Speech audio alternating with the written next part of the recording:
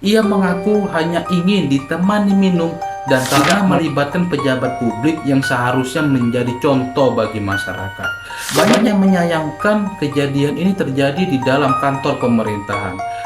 Kasus ini menjadi pengingat bahwa jabatan publik memang membawa tanggung jawab yang besar.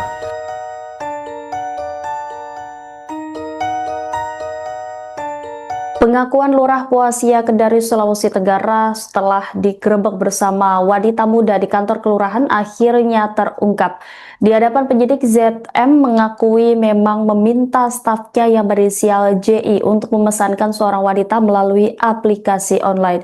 Halo semuanya, saya Rahmat. Terima kasih kepada kalian yang sudah mengklik video ini. Jangan lupa bantu subscribe supaya channel ini semakin semangat memberikan informasi dan update kasus-kasus viral terbaru.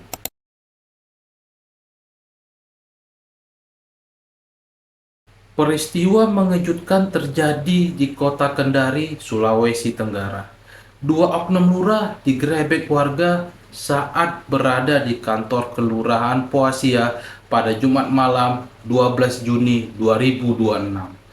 Salah satu di antaranya adalah Lurah Poasia berinisial ZM bersama rekannya Lurah Thalia berinisial RAK. Keduanya diamankan setelah warga mencurigai adanya aktivitas yang tidak biasa di kantor pemerintah tersebut pada malam hari. Warga kemudian mendatangi lokasi dan menemukan sejumlah orang di dalam ruangan kantor.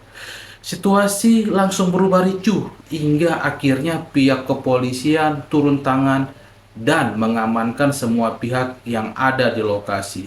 Yang membuat kasus ini menjadi sorotan publik adalah karena kejadian ini terjadi di kantor pemerintahan, tempat yang seharusnya digunakan untuk pelayanan masyarakat.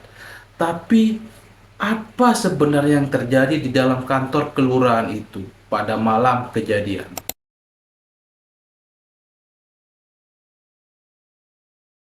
Dan yang lebih mengejutkan, semuanya sudah direncanakan dari awal.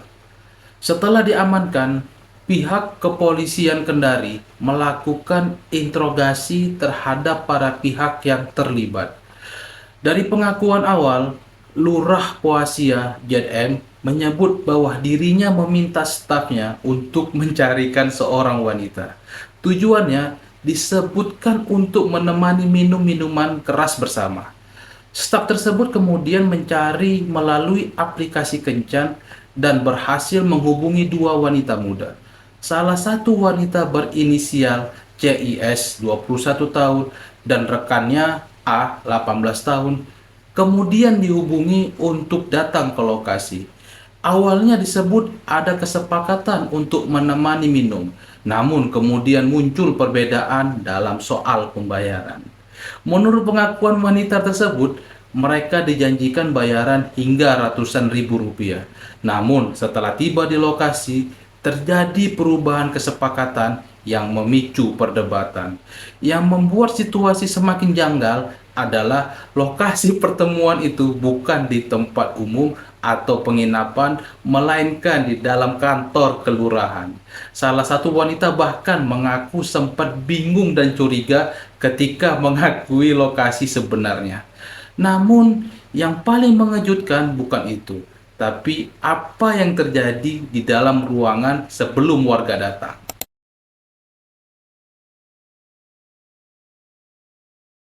Pengakuan Lurah Poasia akhirnya membuat kasus ini semakin panas.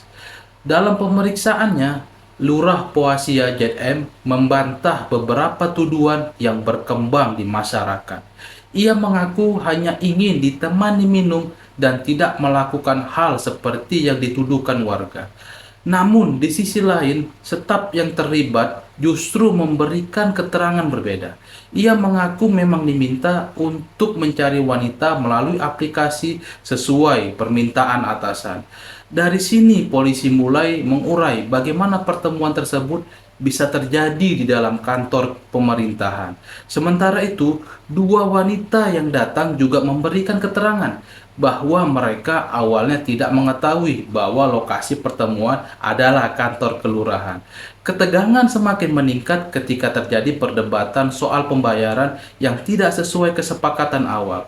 Situasi ini kemudian memicu kegaduhan hingga akhirnya warga yang sudah curiga langsung mendatangi lokasi.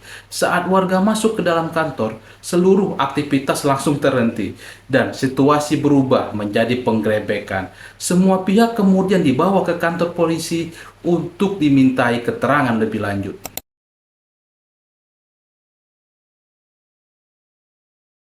Kasus ini kemudian langsung menjadi sorotan publik di Kendari dan sekitarnya.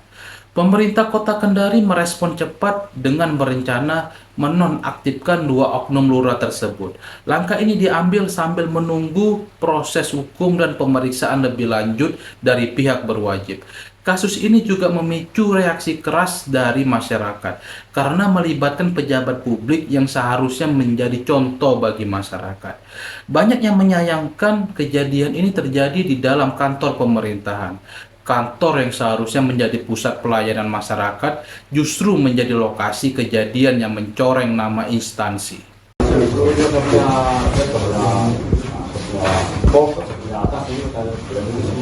Kita disuruh sama lurah kita, ya.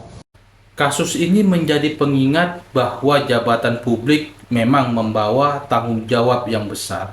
Setiap tindakan yang dilakukan oleh pejabat tidak hanya berdampak pada diri sendiri, tetapi juga pada kepercayaan masyarakat. Satu keputusan yang salah dapat merusak reputasi yang dibangun bertahun-tahun.